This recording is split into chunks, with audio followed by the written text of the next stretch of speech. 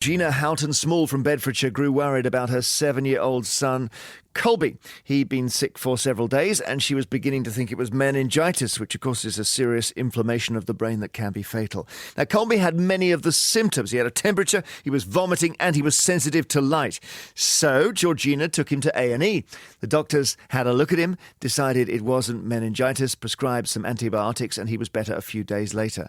But at the family's GP surgery, the Arlesey Medical Centre in Bedfordshire, they were not happy. And they sent Colby a letter telling him he shouldn't have gone to A&E, he should have gone to them instead. This is what the letter said. Dear Mr Houghton-Small, we have received a letter from A&E regarding your recent attendance. It appeared you attended A&E about a problem that would have been best dealt with by a GP. A&E is for life-threatening situations, such as a heart attack or stroke, and for the care of people who show the symptoms of serious illness or who are badly injured.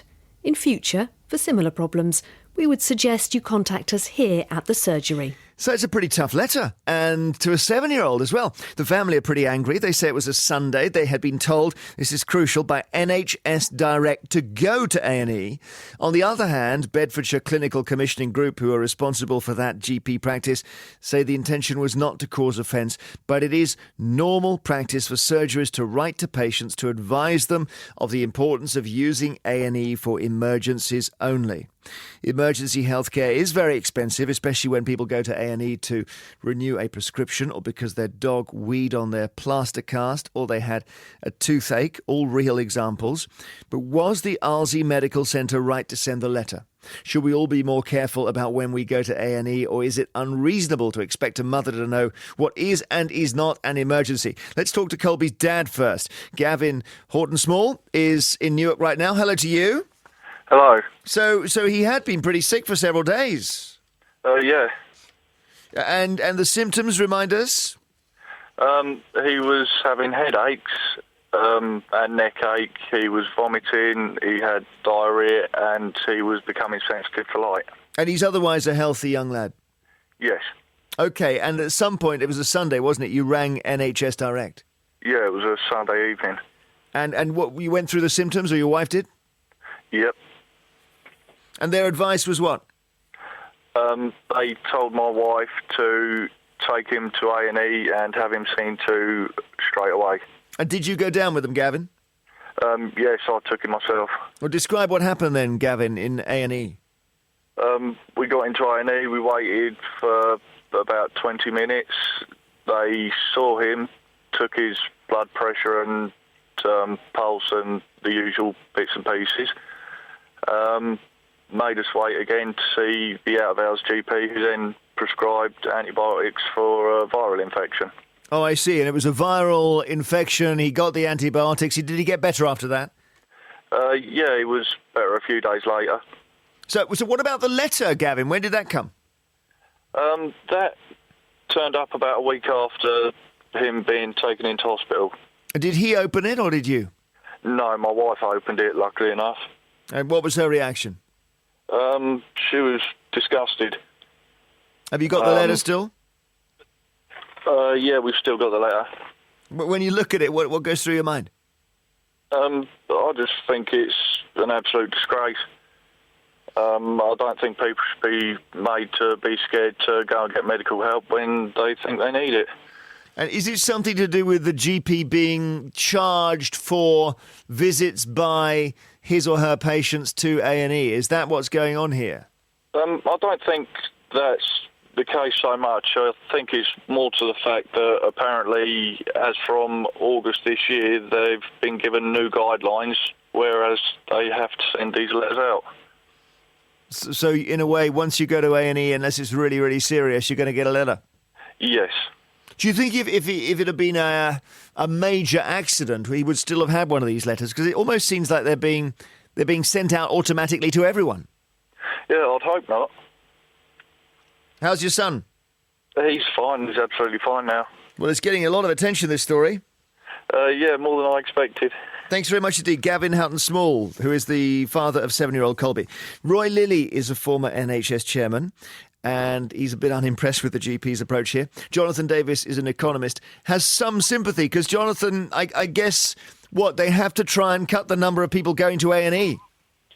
You know, Jeremy, nearly 1 in 5 of every pound spent by our government is on the National Health Service. We're always complaining about inefficiencies in the public sector.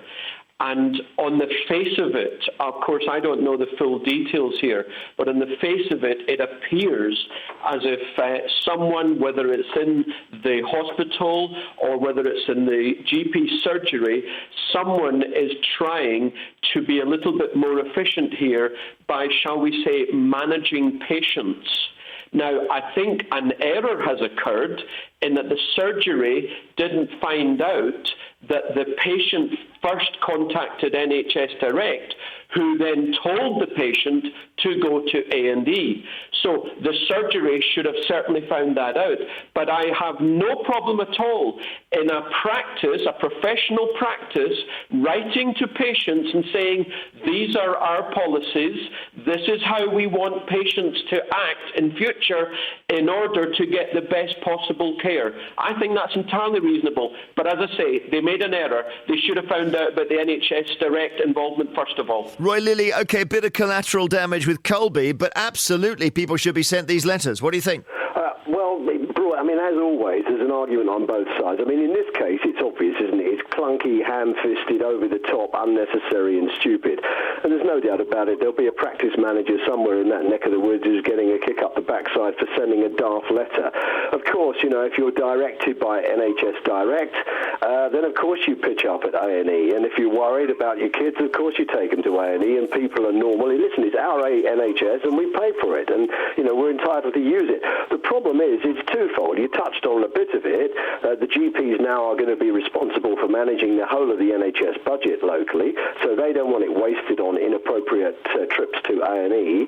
And, of course, they want to make sure that when you do go to A&E, you go with something that is appropriate. So, and they're being penalised for the number of inappropriate A&E attendances that there are. So they will send out letters like this. But what we've got here is a clunky system that can't differentiate between what is a proper visit to A&E and what isn't. And as a result of that, it damages the whole credibility of the thing, because people will hear this broadcast, they'll hear that somebody's been sent a daft letter, and if they get a letter, they'll view it as a daft letter too. So, I mean, I just think it's so stupid. It's one of those things the NHS is so good at, you know, having great policies to try and resolve something and then making a real ham-fisted attempt at putting it into place. It makes me cross. But, Roy, have we got any sense of how many, what proportion of people in A&E on any given night shouldn't be there?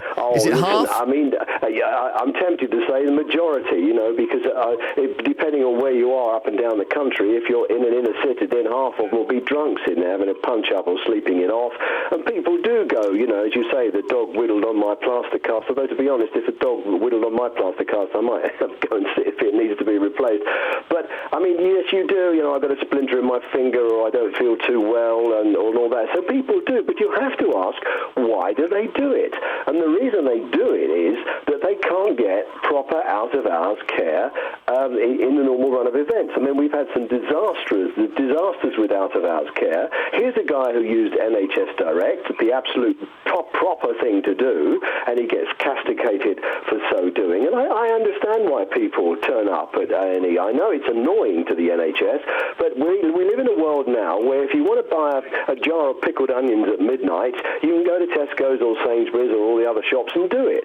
But healthcare, it seems to me that it works very well between 9 to 5, Monday to Friday, and at the weekends and in the evenings, it's all different. And I don't see why it needs to be different. It's a 24-hour, 24/7 service, and the NHS needs to get itself organised to deliver that properly. Jonathan Davis, what we're seeing here is a beautiful expression of the market, isn't it? That the customer will go to the nearest open counter.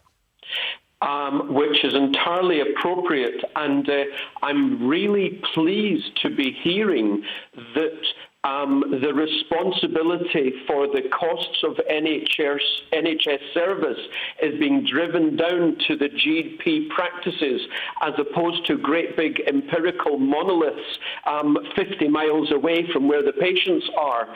it occurs to me that, with technology as we have it, we could easily set up a situation where, first of all, NHS Direct, in its current format, may well be defunct. Because if they are not, shall we say, working in tandem with the local GP practices, then this problem is going to happen time and time again. The GP practices have to somehow be supervising the NHS Direct people. Think about it in terms of, I don't know, a national plumber service. You could phone an 0800 number and get through to Inverness, and you're in the south of England, but that Inverness call centre has at the touch of their buttons access to plumbers in the south of England. My point being, somehow the NHS Direct people, which provide a super service, I've used them myself, they must be in a strong relationship with the people who are actually paying for the service, which appears to be the GP practices. That's where this went wrong. I don't see a problem in the patients being treated as customers. On the contrary, I think that's superb. That's what we need. That is one way that we're going to drive down the costs of healthcare. But I do see a problem in the way it's actually being managed right now. Thank you very much, Jonathan Davis, economist, and Roy Lilly, former NHS chairman. We are talking, it all started with this one story.